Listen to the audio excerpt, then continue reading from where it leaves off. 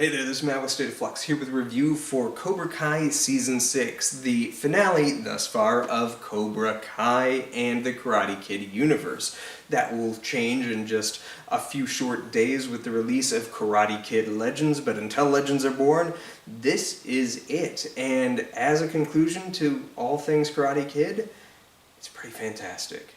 This is a good season. It has a firm, good start that pits the characters kind of against each other in the first episode where you think, oh, they're going to fall into their own old ways, and how disappointing is that? Just feels like more manufactured drama. Coming off of the conclusion of Season 5, I wasn't necessarily sure that I even needed a 6th season.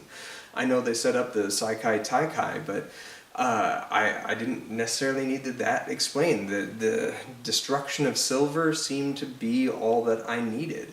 And so this was a tough sell on me, and that first episode sold me.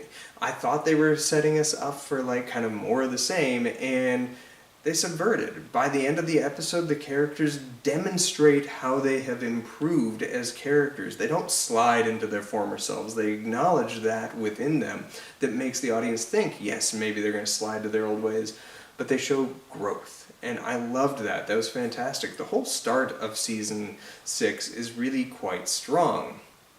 You can see it's hampered a bit by the writer's strike because the middle of the show seems kind of forced and rushed.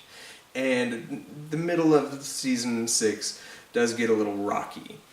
That said, the Sekai Taikai is pretty compelling when they show it in Barcelona and stuff like that, but the characters start doing just that that I was worried about for the first couple episodes.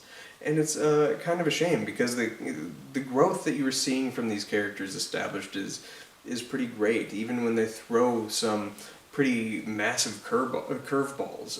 Peyton List gets a big, wow factor in the episode that handles her mother's death. She plays that so incredibly well. It was evocative of my favorite episode of television of all time, The Body, in Buffy the Vampire Slayer, where you are confronted with this hard truth that you can't allow yourself to believe is real, but it is, and she plays it so incredibly well. I loved that episode.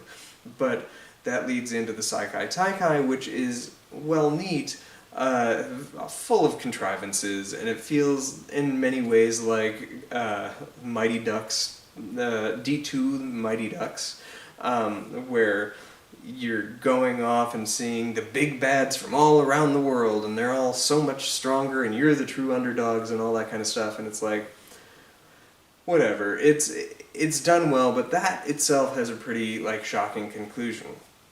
Where the show really won me over are the final couple episodes, particularly those last 3 episodes, are done so incredibly well and establish such dramatic weight. And I was unbelievably emotional during some parts of it. There's a strong moment of catharsis that we have been leading towards this whole series, but particularly since Season 2 and 3 onwards, where the character of Kreese has to confront what he has done to everybody, and how he has molded Cobra Kai, and how Johnny Lawrence tried to mold it in his own fashion, and how Kreese stole that from him. This whole thing is leading towards this powerful moment that the show doesn't shy away from. It's incredibly emotional when Kreese and Johnny confront each other. I think that is one of the highlights of the entire franchise. It is a beautiful moment played between 2 brilliant but under-recognized actors who are in top effing form, and I adored it. The ultimately bringing back Silver into the midst, I wasn't sure I was sold on, but they take it in unique way, or not necessarily unique ways, but in such arch ways that it kind of, it ultimately worked for me. And you get to see Daniel struggling with something that didn't wholly pay off. It sounds like prior to the writer's strike, they gave Daniel a thing to confront, which was that his beautiful master Mr. Miyagi may have done some nefarious work. And they were building in a plot where he was going to go and sort of try to map out Mr. Miyagi's life, and we were going to get an interesting cameo from the character of Julie Pierce, who was the next Karate Kid, played by Hilary Swank, but she had scheduling conflicts and declined a return to this franchise. And because they'd done some work building towards this story that ultimately didn't have that payoff, it feels like a forced objective that Daniel has to overcome. But ultimately, where his character goes in the final couple of episodes, where he is asked to be a sensei himself, not to his students, but to Gianni, is where this story should have gone. And it's powerful, it's beautiful, because only Daniel can see that which makes Gianni work. It's not Miyagi-Do, it's Cobra Kai. And the ultimate reveal that Cobra Kai and every single character on this show has been part of that team at some point is fantastic. When everybody comes out in the Cobra Kai garb, that blew me away. Zabka is an MVP for not only this show, but for this whole franchise, playing such an arch villain in the first one, and then giving him a grounded reality in this that makes his character's journey believable and adds context to the old film. And really, this whole series has provided context and sort of elevated some of the qualities of those other films that don't work wholly. It really works here.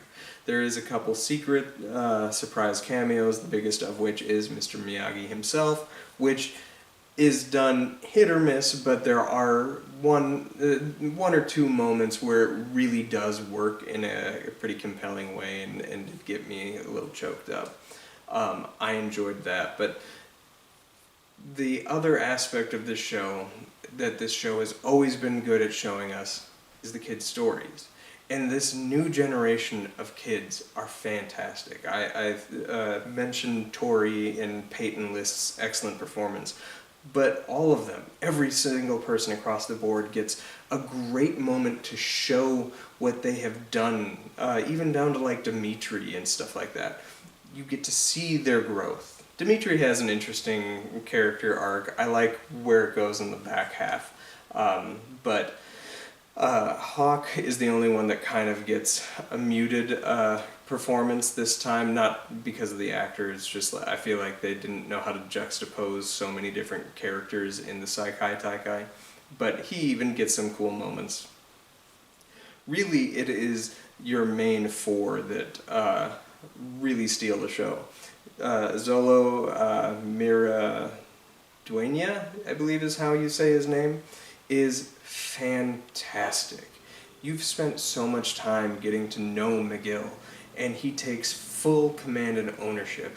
It's not lost on me that he's the one given the movie star role with Blue Beetle, because he is so compelling to watch all throughout this series, but hot damn is he great here.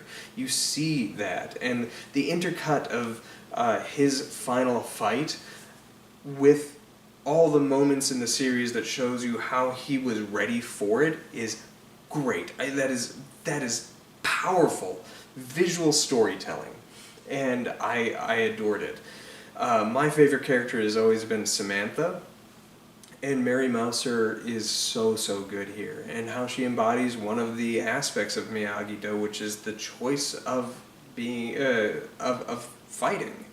When presented with a fight, it's her choice to fight or not to fight. And I'm not going to lie, I really wanted the Sekai Taikai to have two very specific winners, and the two people who ultimately win aren't the ones that I was rooting for.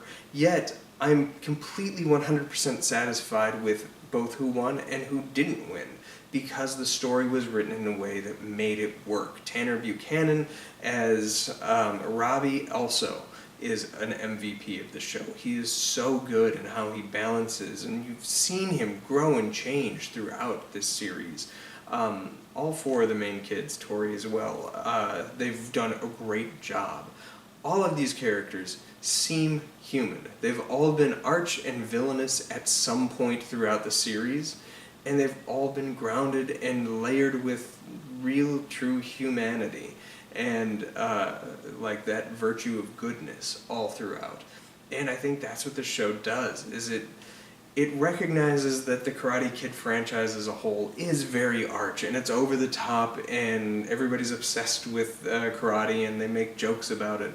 But at the same time, it finds that archness and gives humanity as context to how they're arch. Even if it's Silver, you get a lot in Season 4 before he makes his true villainous turn that sets up how he gets like that provides context. And if they were able to redeem that character who I just found so repugnant in Karate Kid 3, this thing can do no wrong. And I think this show is absolutely spectacular. Those last 3 episodes, if that had just been a Karate Kid movie, I think would have been the best piece of Karate Kid anything we'd ever gotten. Do they telegraph some of the things? Yeah, sure. That's the same for the very first movie, though. The very first movie feels like it's a Rocky clone where it gives you what the audience always wanted out of the first Rocky, and that's exactly what it is. Does that movie also telegraph its ending? Yeah, pretty much. So I'm not going to complain that this telegraphs its ending as well. It works and it earns it, and it took 6 years to earn it. But William Zabka, Ralph Macchio, everybody, the whole team, made this show spectacular. And I loved Cobra Kai. I will do a definitive ranking video of all the Karate Kid movies and each individual season of the show after I watch the new Karate Kid movie, and give that about a week's time to circulate. And then I will create that whole ranking video. I'm excited to talk about that. But yeah, I've hyped myself up into watching more Karate Kid. I think I might actually just watch that last episode again, because I'm ready to be moved once more. I love these characters, and it was so hard saying goodbye to them because I didn't want to let them go. And that's the true measure of quality of a TV show, is when it comes to an end, do you want to spend more time with these people? And it's been a long time since I've watched a show where I was like, let's start this over. I'm not ready to say goodbye yet. And that's powerful for me. So I'm excited to see Karate Kid Legends, and if nothing else, I hope that movie does significantly well enough so that it's not goodbye for these characters, it's until next time.